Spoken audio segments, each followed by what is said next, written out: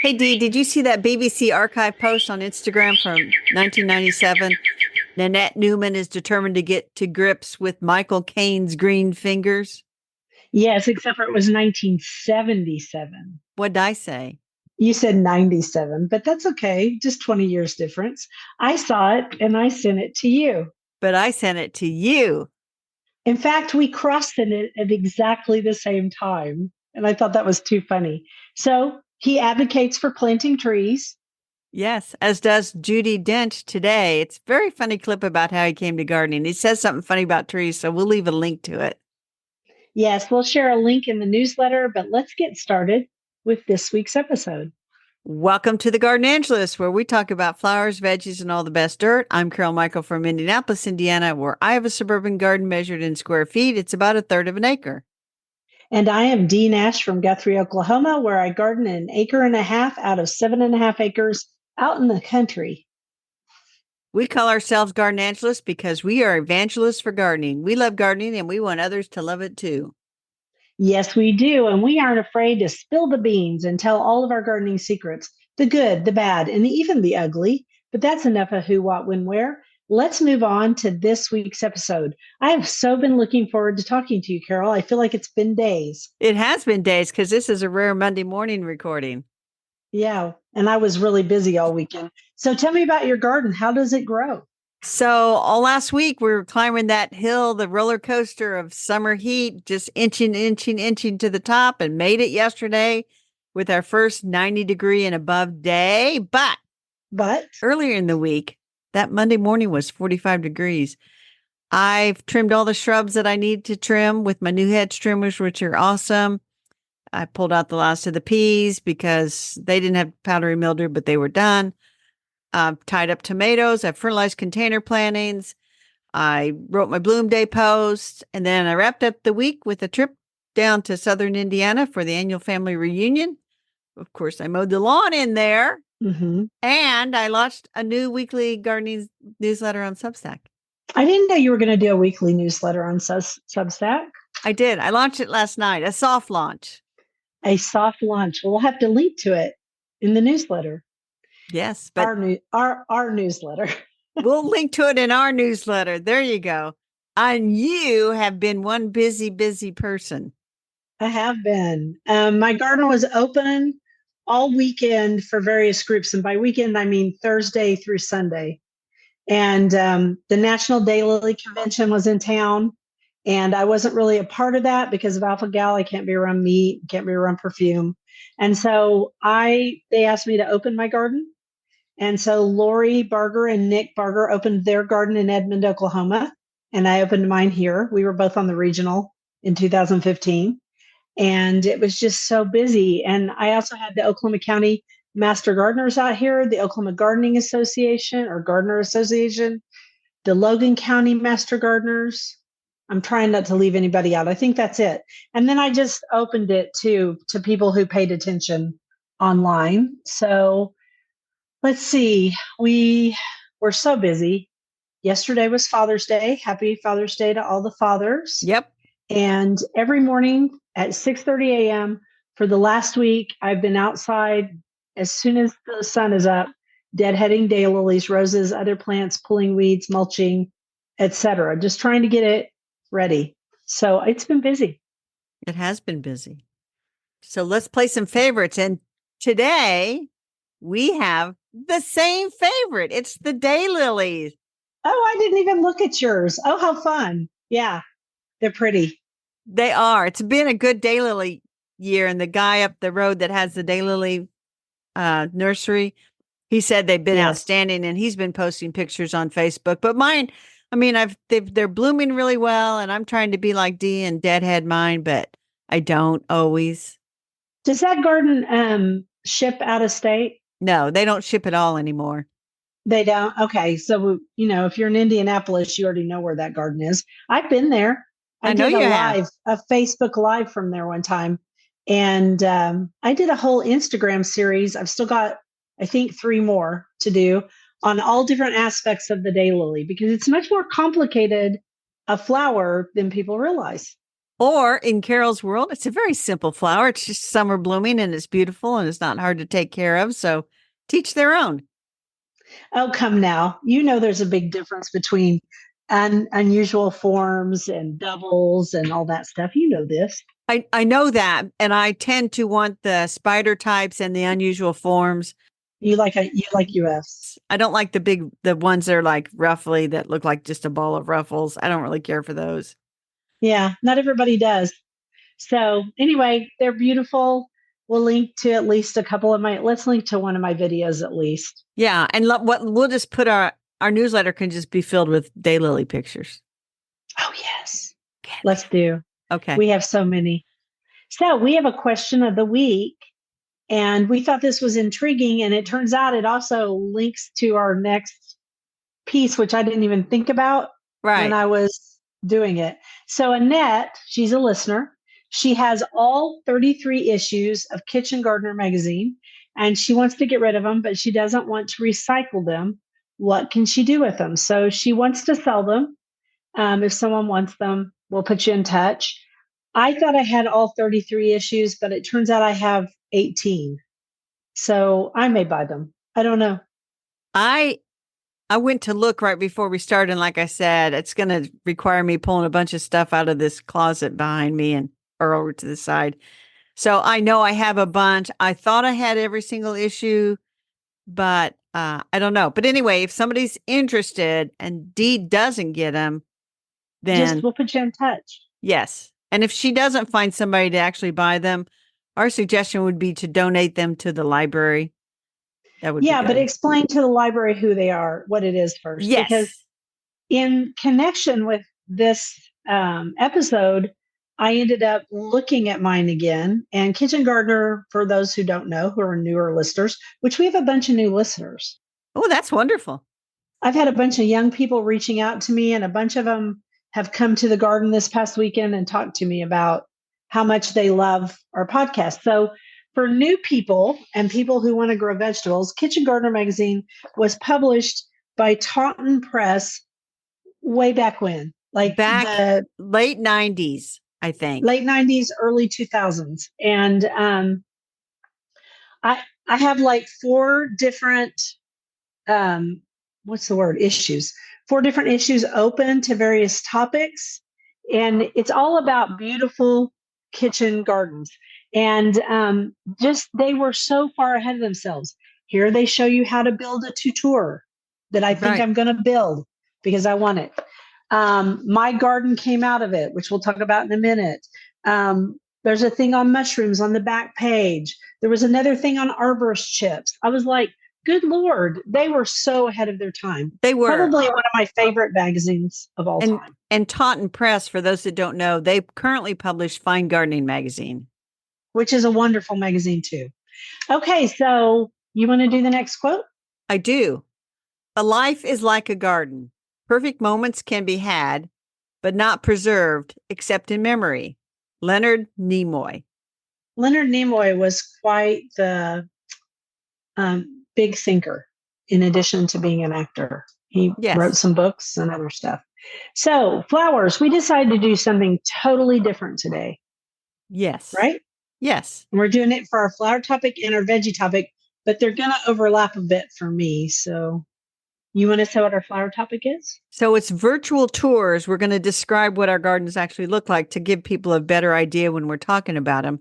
And actually, this episode already has a name, Dee. Oh my gosh, what is it?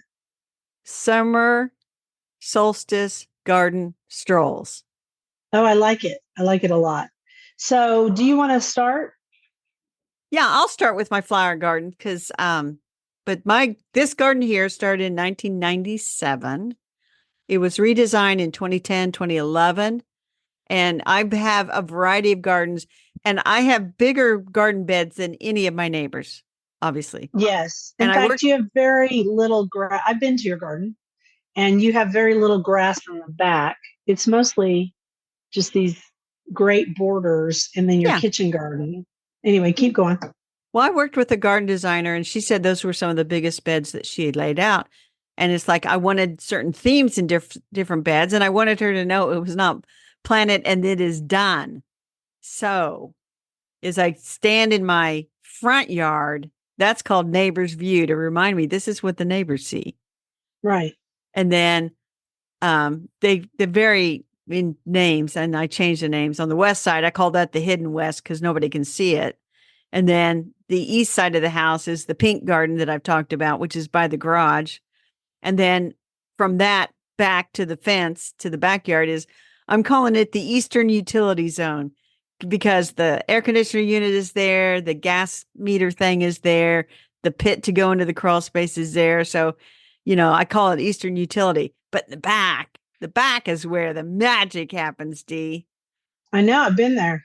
I saw one when I was there. What time of year was it? Was it August It was or late July? August, and it was one of Yeah. the driest summers we'd ever had. So the garden looked But terrible, your horrible. garden, I didn't think it looked terrible. I think it looked like it was August.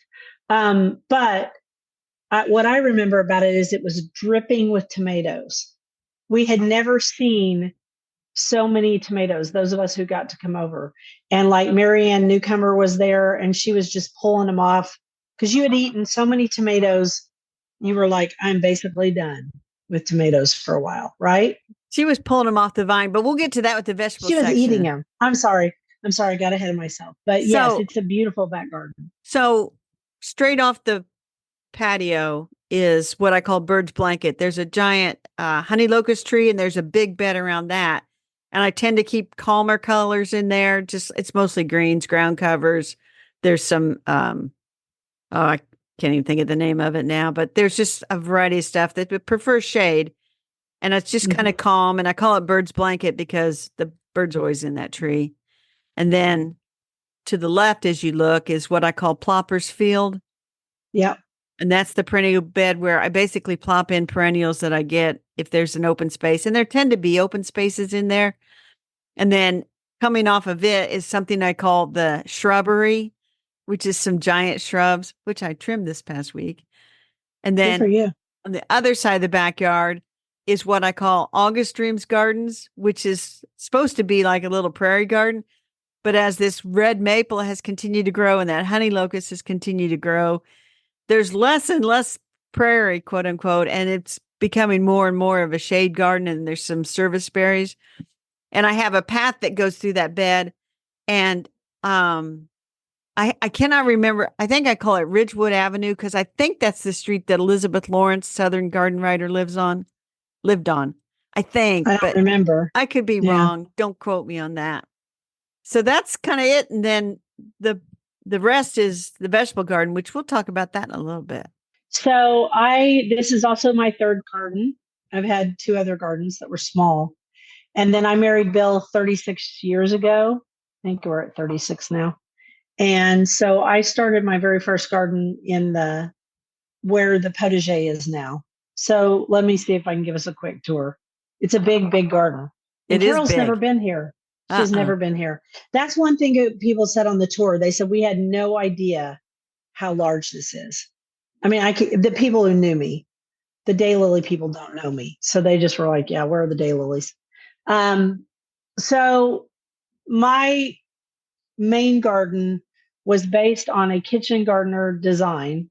And I found the magazine, so I pulled them all. And it was November 1999. So that's 10 years after I had my first garden. So I must have been, I was working and was having babies, so I was busy. Right. So we made that kitchen garden, but as is my norm, I tend to plant flowers in my kitchen garden, and then the flowers eventually take over. So now that's the perennial garden. So that design, Bill not only took that design and then he flipped it and made a mirror image on the other side, and then there's two long beds. And then that's all in my backyard. And then, so there's four long beds at the end, two of this very beautiful design that's a diamond shape with four triangles on either side. And they all have river rock pathways because I got some free river rock and That's right. There's the kitchen border is when I say kitchen border, I mean, I can see it from the kitchen. Right. It's the one I look at all the time when we're recording. It's my newest one. And then I have an additional shade garden over by the little green she shed, which Bill calls my folly. I have 3 tiered gardens out my back door off the deck, another garden off my deck.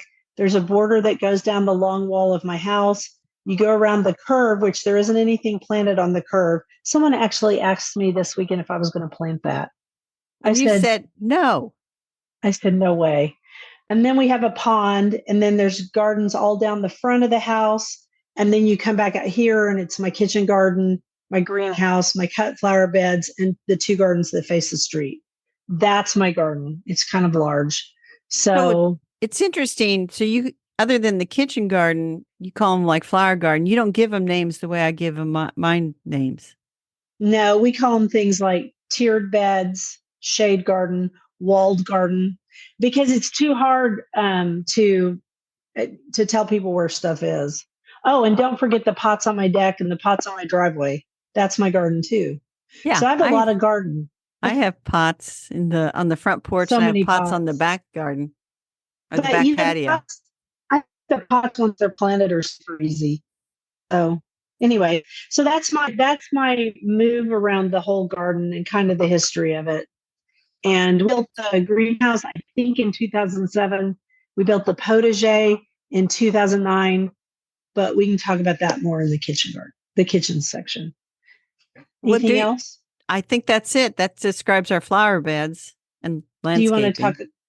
Do you want me to do the next quote? I do.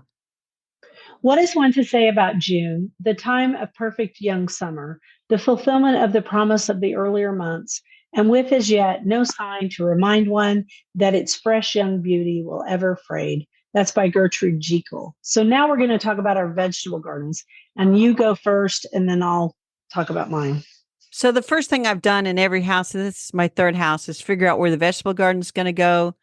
The first one I had, I tilled it up just like my dad did. Then the second one at my other house, it was much smaller, and it was basically a square divided into 4 quadrants with a little decoration in the center. But when I came here, the back third of my backyard is the vegetable garden. I first had some raised beds that were kind of higgledy-piggledy out there and various sizes. The wood rotted. Now I have 6 long raised beds with paver sides that are too high. Each one's a little over 3 feet wide and 20 feet long, narrow paths between. There's a privacy fence on 3 sides. And because my yard is not square, it's 5-sided. I ended up with sort of rectangular beds on the ends of each, at the 2 ends of the garden. And that's where I put a bunch of sunflowers and zinnias and stuff. And then there are 2 rectangular beds between the basically the yard and the garden. And I put a fake fence. It's just a gate that I had this guy built. So it has a nice entrance to it. And then, it does. Yeah, it has a nice entrance. I can't say that. Anyway, there's one narrow bed that ended up just because of how it all got placed. That's the perfect place for those strawberries. And then on each corner of the gate is a honeyberry shrub. And then at the far ends next to the fences are the 2 pawpaws. And so because at one time when it was transitioning between the wooden beds and the stone beds, which is when you saw it, it was kind of laid out like a cathedral with a main center aisle. Yeah, it had a center aisle. And that's when I called it the Vegetable Garden Cathedral. And I like the name, the Vegetable Garden Cathedral. And even though I've reoriented the cathedral part, I still call it that. So did you mention the fig? You have a fig tree. I have 2 figs. I have 2 fig trees. The furthest bed on the west side has a fig, 2 compost piles, this gigantic rock that fell out of the sky, didn't fall out of the sky, and then the lavender that grows by the rock. That's like a utility bed right there. So I have a fig there, and then in the triangular bed next to that on the other side of a path, there's another fig. So I have 2 kinds. Right. And you grow okra over there. I do, just for fun. I put sometimes I've grown the okra in the actual garden beds. And this year, because I bought this variety called white velvet that's supposed to get 10 feet tall, I put it in the triangular bed way at the other end because I thought I don't want it in the middle of the vegetable garden. So it's It might shade some of your other stuff too. Yeah, they're only 3 inches tall so far, but we'll see.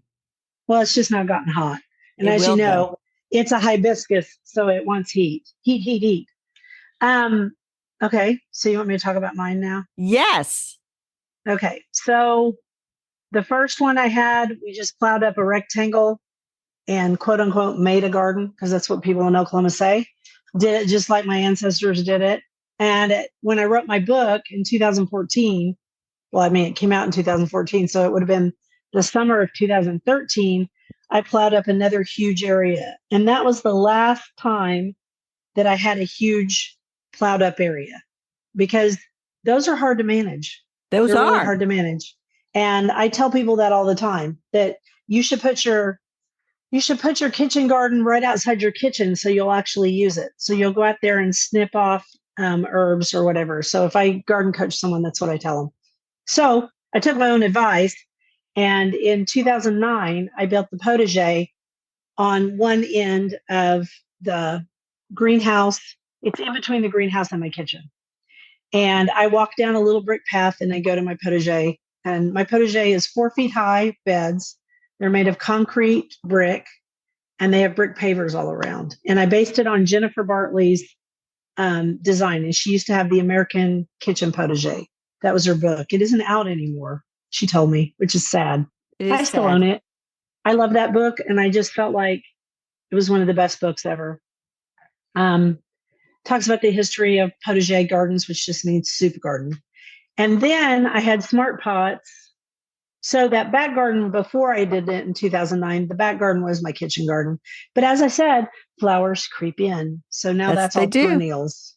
And so over here, we have this potager, but I had it bordered with phenomenal lavender and then I tested some other lavenders too and wrote a big blog post on it, which is still one of the most popular blog posts, how to grow lavender in Oklahoma. Hint, raised beds, especially concrete raised beds. Well-draining, wet raised beds. Yeah, that leach alkalinity into the soil and don't put any water right next to your plants.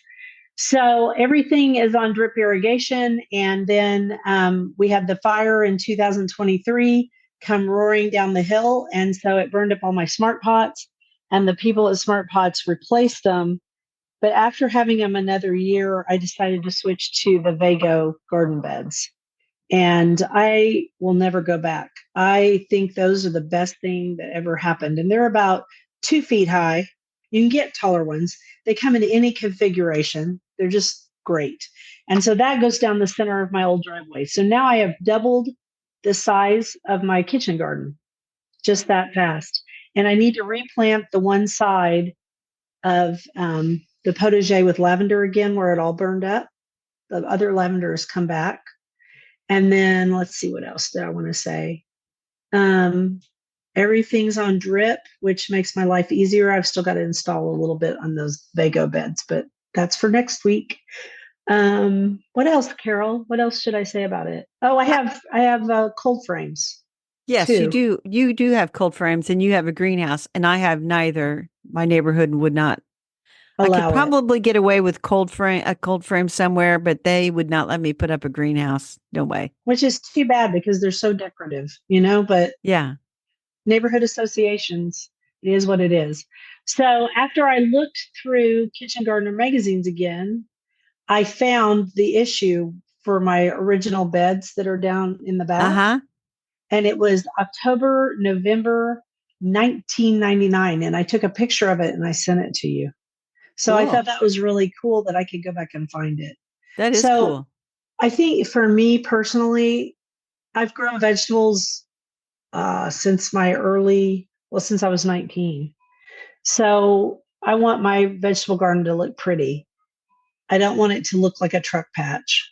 And so for me, that's why I have so much structure. Oh, and I forgot to mention the fountain. There's a big red fountain in the middle of my potager. And that was people were very curious about that. They wanted to know, did I take it down in the winter? No, I put a heater in it. They wanted to know how I did it. We put it together with 2 pots. I mean, you can do almost anything yourself. You can. It just takes time. It does. Now, you mentioned you should put the kitchen garden up by the house where you can get to it. I did not. I put it in the back third of the backyard, and Yeah, I but it's guess not that it's it's not not that that far. far. Uh-uh. But I was thinking if I had a blank slate when I started, and if I was to redo it again, I might have put all the trees and stuff towards the back of the house, the garden. But my backyard faces north, so I was going to get shade up by that house anyway. So you were trying to find the sunniest spot, which is Yeah, important too. it is. I recently I would say that almost everyone, because of tradition, wants to put their kitchen garden away from the house because they don't think they're attractive. And my attitude is, well, just make them attractive. Exactly. Put some tutors in them or obelisks. There's different things you can do. Grow your beans, your runner beans up a tutor and create that as the centerpiece of your garden beds and create raised beds or use Vago pots or and put down something underneath them like a gravel bed or something to make it stand out. Kitchen gardens can be as beautiful as ornamental gardens Yes, easily. they can be. They can be. And there's In some good fact, books. a good one is my favorite, really. Do you see what I, I mean? In other words, a good kitchen garden, a good, beautiful kitchen garden is my favorite type of garden, yes. believe it or not. Because it's Yes. easy to make a beautiful ornamental garden, I think, at this point in my life. Of And course, I have a lot of I experience. remember when I toured the garden of what was it, Sue Grafton and her husband in You Kentucky. make me so sad every time you bring that up because Well, I I didn't get the to point I go. wanted to make was not to make you sad, but he took us on tour of all the garden that kind of went from the front of the house and, as I recall, kind of off to the side. But back behind the house, they did have vegetable gardens. And my recollection is that he says, well, you can go look at them and there's not much to see, but I thought they looked really nice. Maybe I should try to find one of the pictures I took of the Oh, try to vegetable find those garden. pictures. I haven't seen those ever, I don't think. Maybe they Um, were on your blog once. but What it year was did you early go visit? June, huh? Oh, well, early June is beautiful. What year did you go visit? Do you remember? 2016. Yeah, so not that long ago. No. She has since passed. Yes, she has, sadly. Yeah, my favorite author of well, she and yeah, I have a couple, but I got to meet her once and she was lovely. So Yes. anyway, sorry. So that's our vegetable garden. So I'm going to do a quote and we're going to talk about our book. Yes, which kind of relates to this, sort of. Horticultural work always comes untucked and gardens are never finished. And that is by Ben Dark, who happens to be the author of the book we are profiling, which is The Grove, a nature odyssey in 19 and a half front gardens by Ben Dark. And Yes. I read about this book online and I thought, I'm going to get that. Yeah, So, you saw it on someone's website or yes, something. Um, okay, so we should say that he lives in England. yes, He in lives in a London. section of London, and the section of London is called the Grove. And he got this idea because he would walk his little daughter Son. to her I'm sorry, his little son to the nursery school, right? And he was trying to find the easiest way to walk that wasn't, so dangerous because the little baby was still in a pram. And, but this book, in my opinion, is greater than the sum of its parts. I've read a third of it. That's all I could get through right now, but I'm going to read the rest of it because I read it at night in bed. And it's his neighbors' front yards, their front Yeah, gardens. That's yeah. what it is. And he And takes a plant, he features a plant for each yard.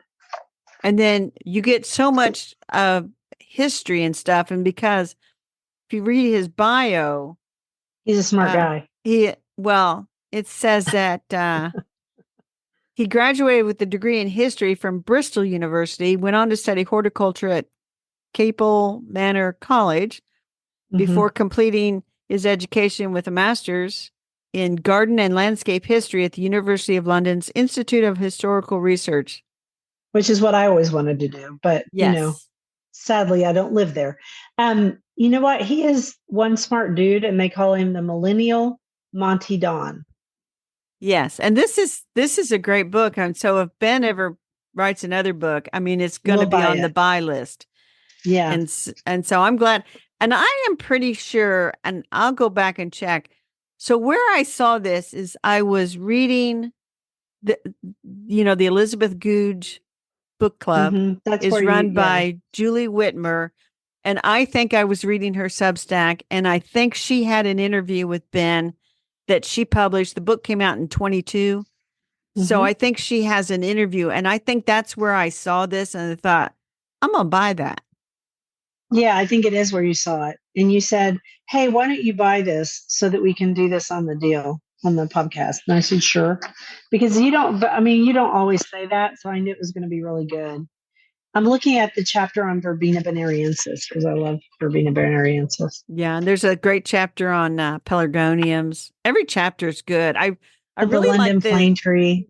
well, and then I like the chapter about the London Pride, which is like a flower that grows wild all through London. Which I thought I never heard of it. So I haven't heard of it either. learned all kinds It's of good stuff. fascinating. And a lot of these are very common plants where he lives. They might be Yes. common to us, but they're very common to where he lives because I never heard of London Pride either.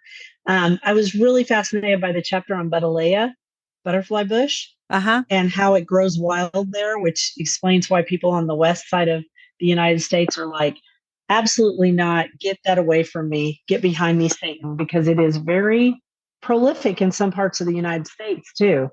So it was just lovely. Each chapter is an essay, it focuses on a separate plant, but then it always delves into all this other history. Yes. And just you just learned so many Oh fascinating my things. gosh, yeah. So I'll, some of it's above my head, but that's okay. well I don't this have a master's in I know, whatever. but this is another a book too. If you want to just to read some good garden writing, you can reread it. So that's The Grove, A Nature Odyssey in 19 and a half Front Gardens by Ben Dark. And he's now on our list. So did you see how this episode all wound itself together and we didn't even do it on purpose? Yeah, because I said it's a summer solstice stroll through our gardens, and Yeah, this is kind of well. Sometimes he this is strolls a through at stroll. Christmas time, but it's about strolling through gardens. And can I relate a story from the family reunion about that? Sure. So I wrote down, and my nephew, I haven't talked to him in eons. He was Yeah. in the same car with me, and so he's really into 3D printing. That's his job. That's his passion. He likes to educate people on it. He travels the world teaching people and showing people and for the company he works for. So he's looking at everything saying, how could I 3D print that? And there was at the restaurant we stopped at for lunch, there was like a wooden sculpture and it's an old German restaurant. So he took a 3D scan and is thinking about making, 3D printing that sculpture. And I laughed and I says, Aunt Carol's going around saying, what's that plant? Oh, look, there's one of those plants. Oh, look at those pines over here. Look at these hydrangeas. I wonder what that is. I don't think we can grow that. So he's looking at everything saying, can I 3D print this? And I'm looking at everything saying, can I put that in my garden? So Maybe you can put some of this 3D printing in your garden. Who I, knows? I could, if I came up with something and said, could you 3D print this? He would. I forgot to tell Bill that the lady who 3D printed the dibber for me and the cute little head statue, not Yeah. statue, but planter, she was in my garden on Thursday. She was part of the Oklahoma County Master Gardeners. And Cool. I said, look, I put your little, I said, we call him Romeo. And I said, I put him in the greenhouse and he's sitting in there with my beautiful pots. All right. So you want to do the next quote? Yes, please. The garden suggests there might be a place where we can meet nature halfway. Michael Pollan. So our dirt.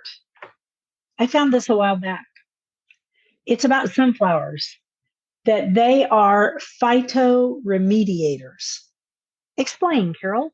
What does that mean? So apparently they clean up heavy metals in soils.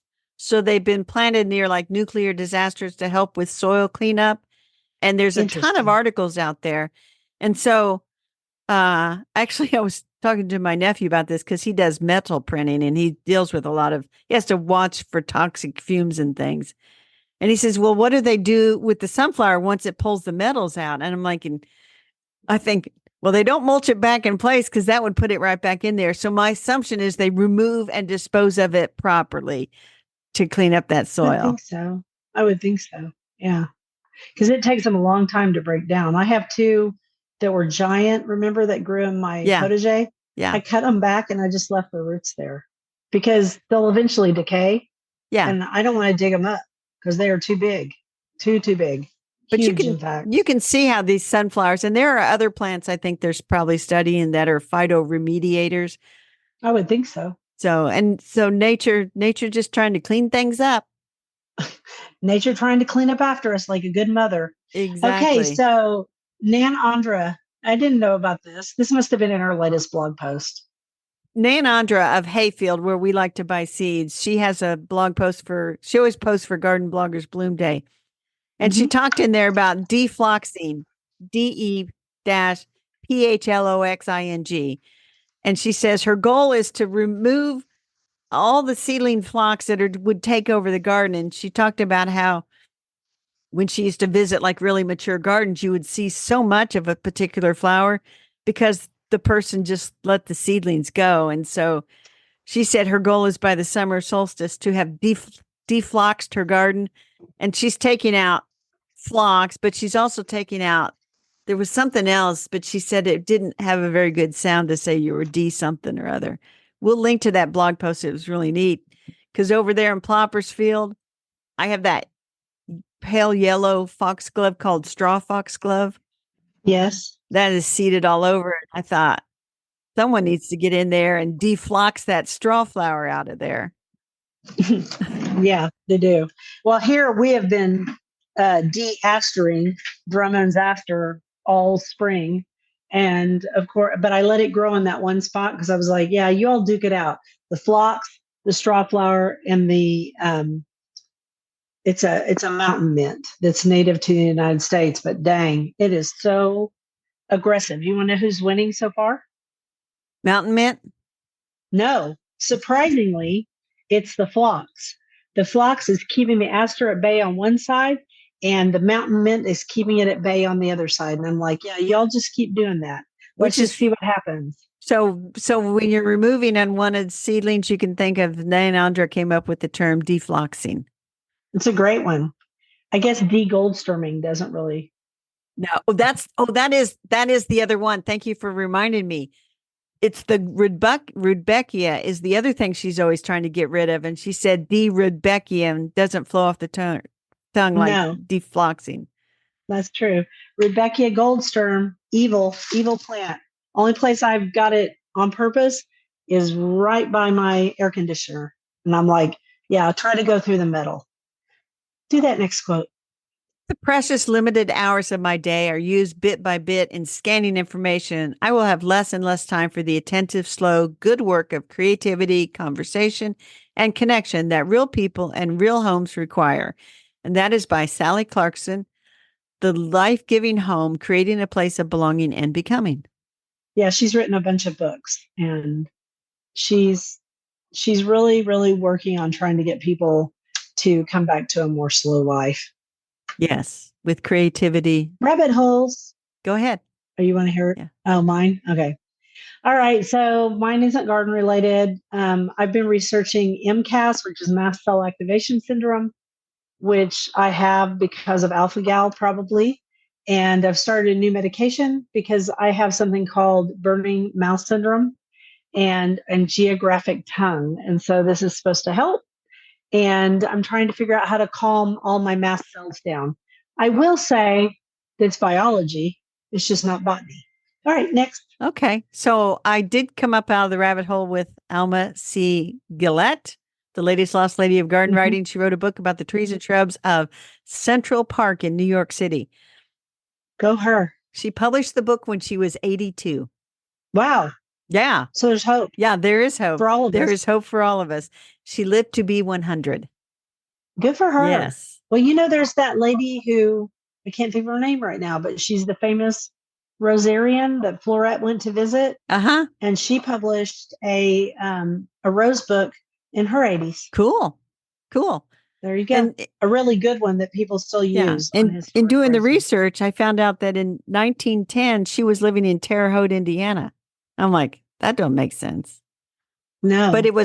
Okay, so it was her husband that he was a professor and he had a brief stint at a college over in Terre Haute, but they were only there a year and then it's right back to New York City.